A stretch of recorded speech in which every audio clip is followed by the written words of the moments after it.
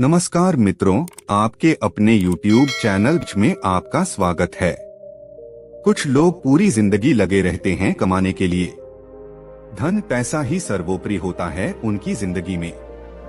उन्हें लगता है कि बहुत ज्यादा धन कमाने के बाद वो आराम से सुखी होकर अपना जीवन जिएंगे। लेकिन वही धन, वही संपदा उनके बच्चों की लड़ाई का कारण बन जाती है। और वहीं दूसरी तरफ कुछ लोग अपना सब कुछ छोड़कर, अपना घर परिवार, अपनी धन संपदा सब कुछ पीछे छोड़कर संन्यास ले लेते हैं। उन्हें लगता है कि संसार को त्याग कर वो असल मुक्ति का रास्ता अपना सकते हैं, जीवन का असली सुख अनुभव कर सकते हैं। दोनों ही आदमी अपने अपने स्तर पर सुखी होने के लिए नाना प्रकार के प्रयास करते रहते हैं। एक धन संपदा इकट्ठी करता रहता है और दूसरा धन संपदा त्यागता रहता है।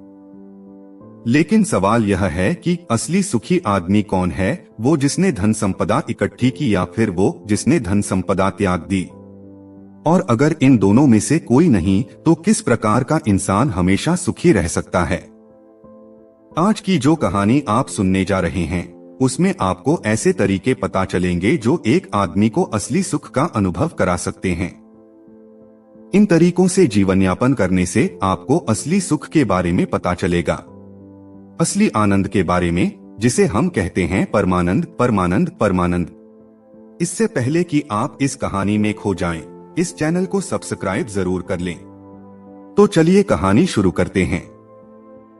जब किसी के घर में वैरागी मन का बच्चा पैदा हो जाए तो घर वालों को बहुत चिंता हो जाती है।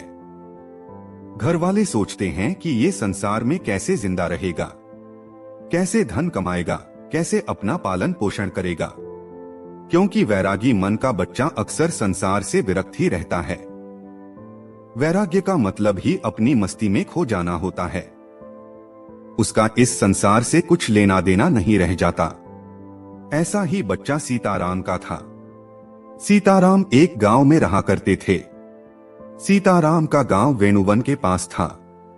उन्होंने अपने जीवन में बहुत धन संपदा कमाई। वो वहां की प्रतिष्ठित सेठ हुआ करते थे। लेकिन जब उनका पुत्र हुआ तो ज्योतिषियों ने बताया कि ये बच्चा आगे चलकर वैरागी हो जाएगा। वो ये सब धन संपदा त्याग देगा और ये धन संपदा यूं ही दान में चली जाएगी। यह सुनकर सीताराम बहुत चिंतित हो गया। जो धन संपदा उसने इतनी मेहनत से इकट्ठी की थी, वो यूं ही दान में चली जाएगी। उसका बेटा वैरागी हो जाएगा। आखिर यह धन संपदा मैंने किसके लिए इकट्ठी की है? इसका भोग कौन करेगा? लेकिन जैसे तैसे सीताराम ने ज्योतिषियों से कुछ तरीके पूछ लिए कि वो अपने बच्चे को कैसे वैरागी बनने से रोक सकता है। ज्योतिषियों ने भी उन्हें कुछ तरीके बताए जिसके द्वारा वो मोहन को, यानी उनका बेटा, उसको वैरागी बनने से रोक सके। धीरे धीरे समय बीतता रहा और दुनिया अपने चलन से चलती रही। मोहन धीरे धीरे बड़ा होने लगा और उसके पिताजी यानी कि सीताराम फिर से धन संपदा और ज्यादा बनाने में जुट गए। मोहन के पिता ने मोहन के लिए किसी भी चीज की कोई कमी नहीं छोड़ी थी। हर इच्छा उसकी पूरी होती थी। वो उसको सुखी रखना चाहते थे। वो चाहते थे कि मेरे बेटे को दुख का अनुभव ही ना हो, तो फिर वह वैरागी क्यों बनेगा? लेकिन जब मोहन 7 साल का हुआ तो एक दिन उनके द्वार पर एक बौद्ध भिक्षु पहुंच गया। वो वहां पर भिक्षा मांगने के लिए आया था, लेकिन मोहन उसके साथ घंटों बातचीत करता रहा। उसके पिता को जब यह पता चला तो वो मोहन को डांटकर उस बौद्ध भिक्षु से दूर ले गए। वो सोच रहे थे कि इन भिक्षुओं के पास बैठकर कहीं मेरे बेटे का मन वैरागी ना हो जाए।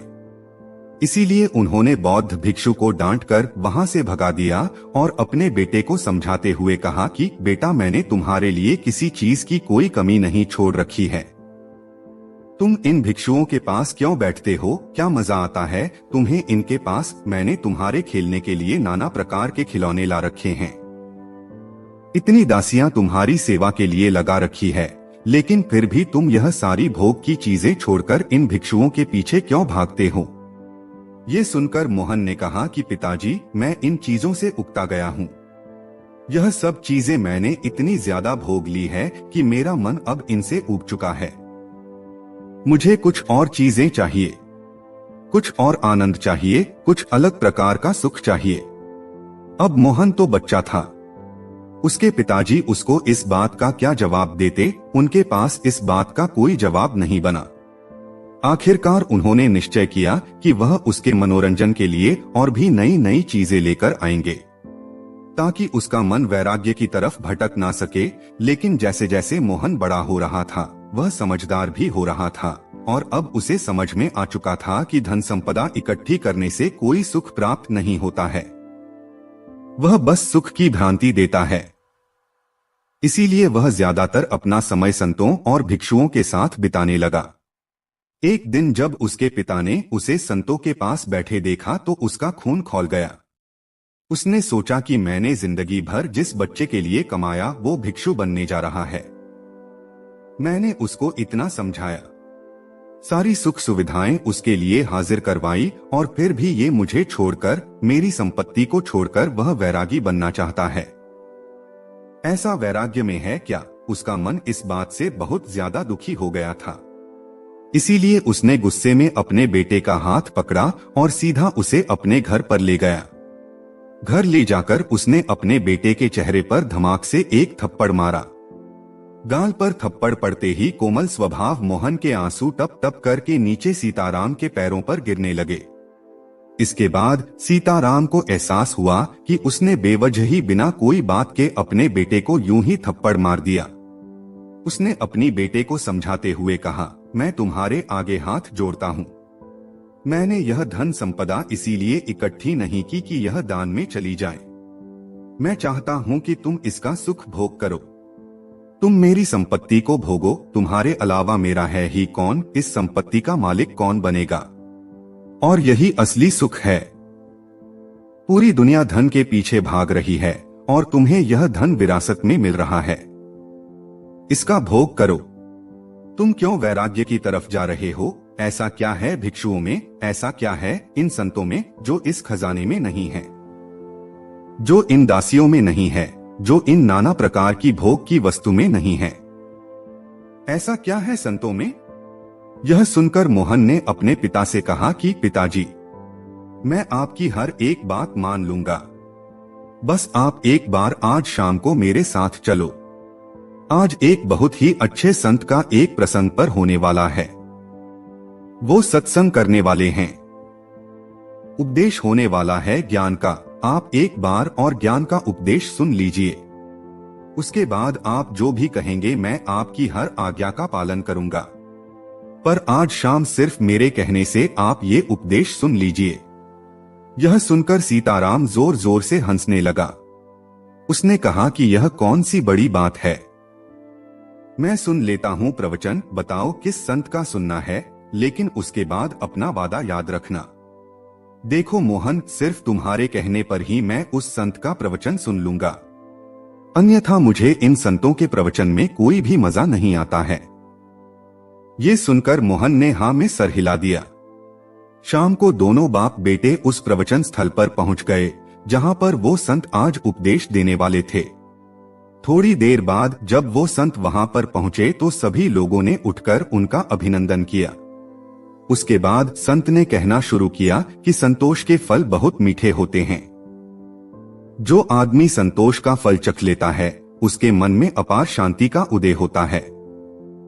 इंसान को जो कुछ मिला है उसी में उसे संतोष करने का अभ्यास करना चाहिए। कोई आदमी गरीब है तो कोई आदमी अमीर है, लेकिन दोनों में ही ज्यादा धन पाने की इच्छा है, ज्यादा धन पाने की लालसा है, तो दोनों में अंतर क्या हुआ? लेकिन जो इंसान जितना है उसी में संतोष करना सीख लेता है तो उस इंसान ने परमात्मा की तरफ अपना पहला कदम बढ़ा दिया। तो वहीं पर सभा में एक विकलांग आदमी बैठा हुआ था। ये सुनकर उसका मन उद्भिल हो गया।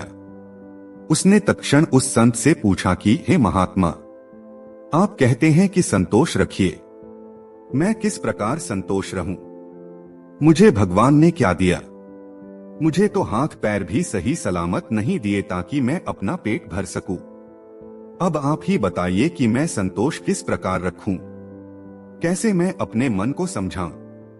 यह सुनकर उस संत ने मुस्कुराते हुए कहा कि वत्स, असंतोष रखने से क्या तुम अपने हाथ पैर वापस पा सकते हो? ठीक है, मैं कहता हूँ कि तुम संतोष मत रखो तो उससे क्या फर्क होगा? क्या भेद पड़ेगा? अरे तुम्हारे हाथ पैर तो फिर भी नहीं आएंगे, लेकिन असंतोष की वजह से तुम अपने मन को, अपने चित्त को दुखी जरूर कर लोगे।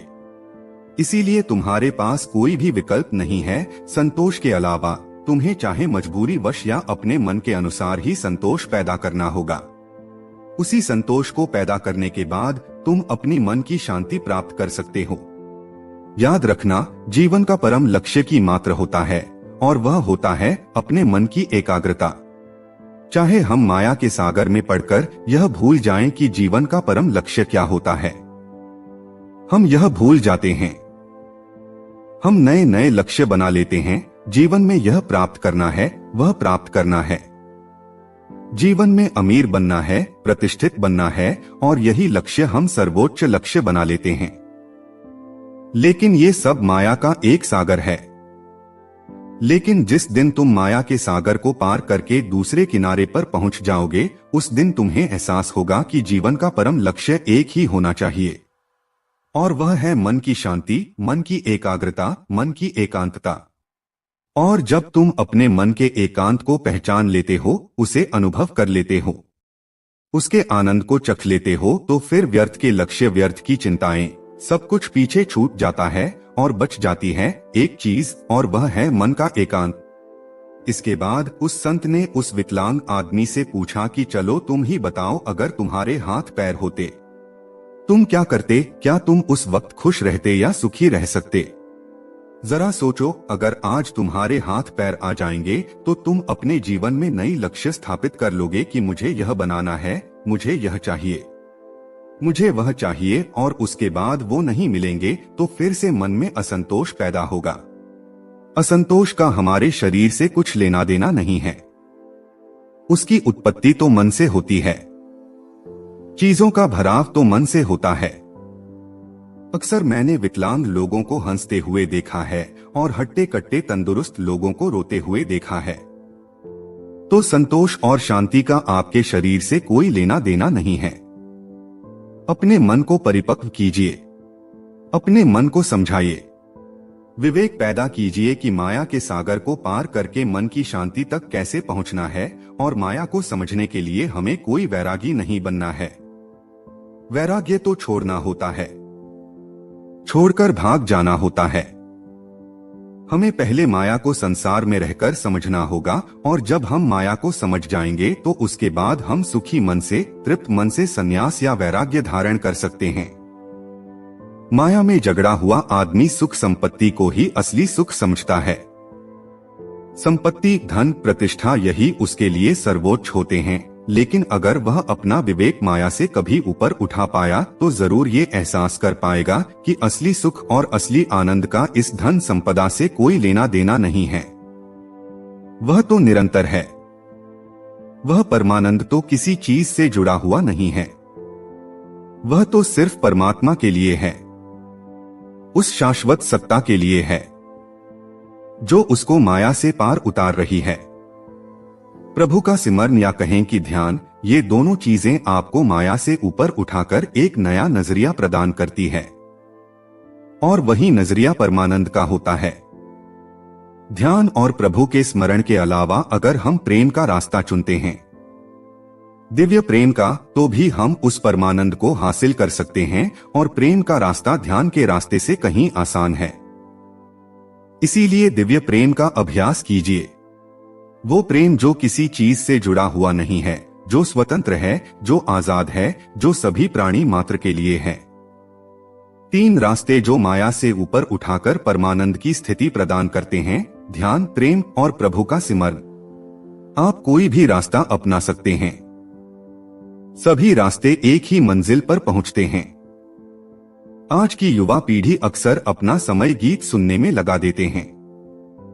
फिल्मी गीत, सिनेमा इत्यादि में अपना समय बिताते हैं। लेकिन हमारे पूर्वज हुआ करते थे जो सुबह और संध्या दोनों वक्त आरती और भजन किया करते थे। ढोल बजाते थे, कुछ लोग गाते थे और साथ मिलकर भजन कीर्तन किया करते थे। एक सत्संग होता था, लेकिन आज की युवा पीढ़ी इन सब चीजों को पीछे छोड़ चुकी है। भजन, आरती, कीर्तन, सत्संग इत्यादि करने से क्या होता है? आप उन लोगों को अंधविश्वासी कहते हैं। क्या आपको इसके पीछे का विज्ञान पता है कि भजन कीर्तन करने से मन के कौन से द्वार खुलते हैं? चलिए मैं आपको बताता हूँ। जब भी हम कोई भजन कीर्तन करते हैं, उसमें शामिल होते हैं, तो उसमें हमारा चित्त शामिल हो जाता है।